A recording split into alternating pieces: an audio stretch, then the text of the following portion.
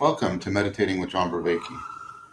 I'm a cognitive psychologist and a cognitive scientist at the University of Toronto, where I academically teach and scientifically study mindfulness and related phenomena such as insight, flow, mystical experience, transformative experience, higher states of consciousness, the cultivation of wisdom, and the aspiration to enlightenment, the enhancement of meaning in life.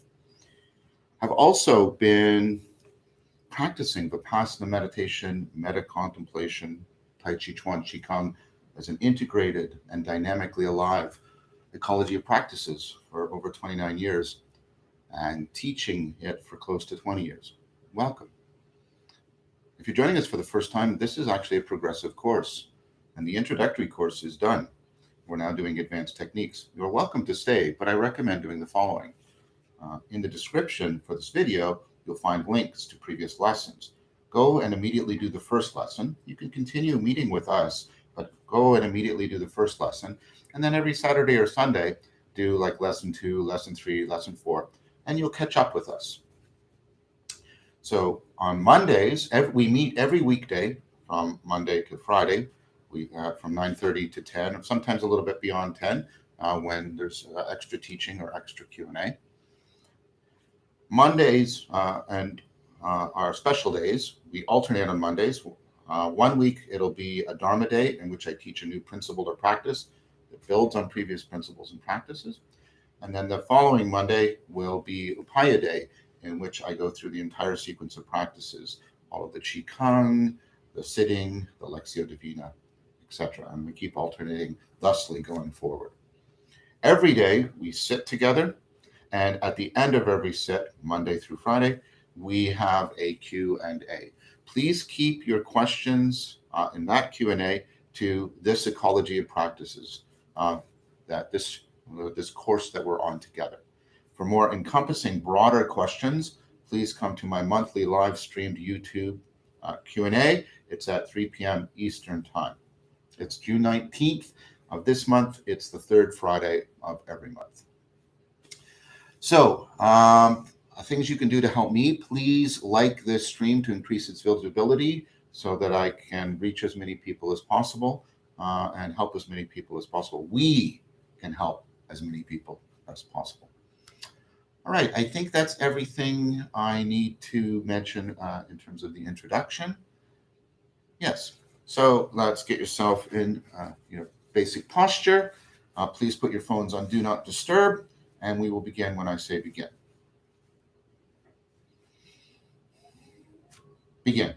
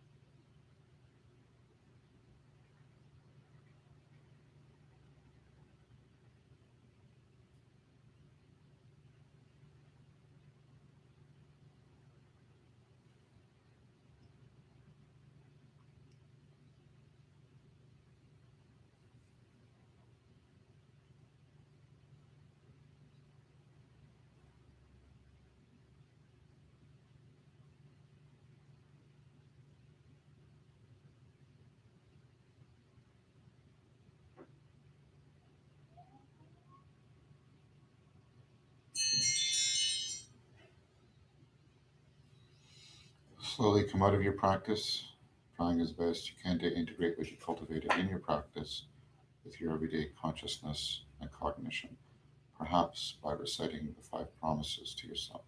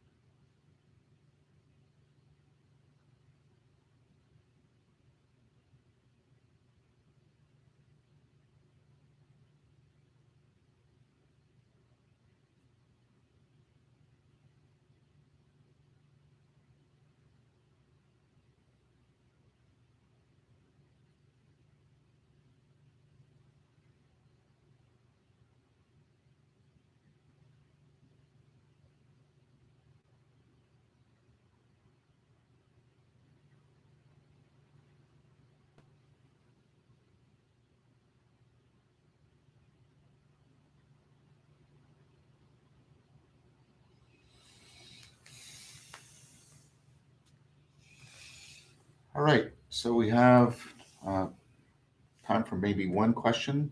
The reason why I'm going to say only one question is I want to answer this question um, in depth, um, both to answer the question, so sort of intrinsically to answer the question, but also extrinsically to afford um, um, what we're going to be doing later when we go through the Wisdom of Hypatia course together. So, Alexei Simonov, welcome again, Alexei, by the way, says, I can focus well on Vipassana, but struggling in metta, keep drifting away into conversation with whoever I bring up. Any way to make it easier? Yes. I'm going to recommend, and this is non-Buddhist, I'm not going to be drawing upon the Stoic tradition, Stoicism, which, as I said, we will come back to and explore more deeply in the Wisdom to Hypatia. I'm going to recommend a practice from Stoicism that is an alternative way to get to a place where you can exercise metta that has good cognitive science behind it. It's based on construal level theory. And as I said, I'll unpack that much later in greater detail. And this is the practice of the view from above. And so what you do is obviously you find your core 4, right? And then you see yourself as you are, like you imaginally, right? Not imaginary, but imaginally, right? I'm in this room, first person perspective. And then I imagine myself above this building, looking down on this body.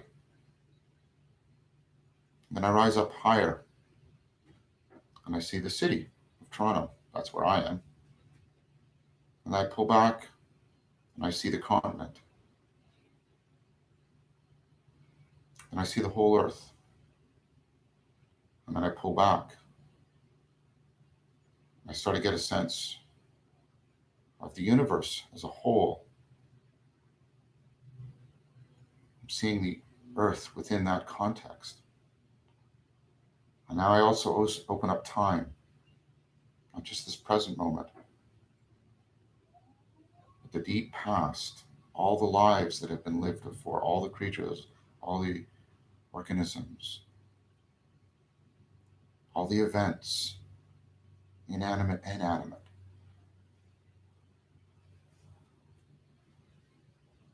And now, feel how that changes the sense of self and sense of world, that process of co-identification. And now direct metta towards it, a reciprocal opening. You've opened up to the moreness. It's already been happening. You've opened up to the moreness of the world.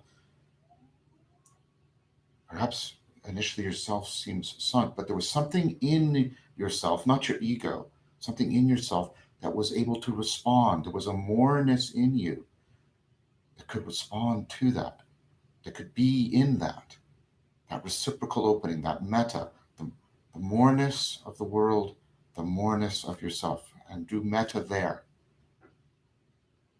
Direct metta towards all being, all beings,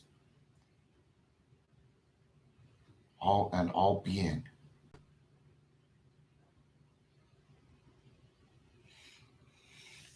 So try that as a different way of getting into metta, because it takes you out of the direct interpersonal situation that, as you said, often triggers conversations, interpersonal emotions, specific sociocultural roles. I still think the other metta is a very important practice. That's why I taught it to you.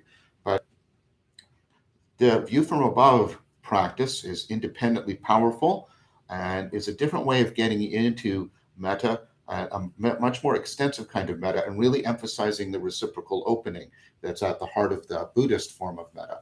So try that. Like I said, I'm going to recommend it to all of us later as we do the Wisdom of Hypatia course. But this is an alternative way of getting into metta that doesn't launch you immediately into all of the tapes of the conversations and the narratives. In fact, this is a post-narrative way of getting into metta. And so that might be helpful to you. Alexi, I think it's helpful to all of us. And it gives you a sense of some of the sapiential practices, the wisdom practices from within the Western wisdom tradition that we need to rehome ourselves within. Unfortunately, I have to end it for today. There's so much more I want to do right now. But I want to thank you for joining.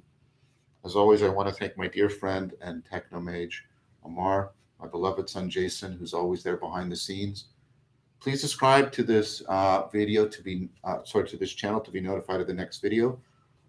On the channel, you will find the lecture series, Awakening from the Meaning Crisis, the Dialogos, the discussion series, the dialogue series, Voices with Vervaeke, where these topics, these ideas are developed in depth and set into a much more comprehensive and extensive framework, an entire philosophia way of life.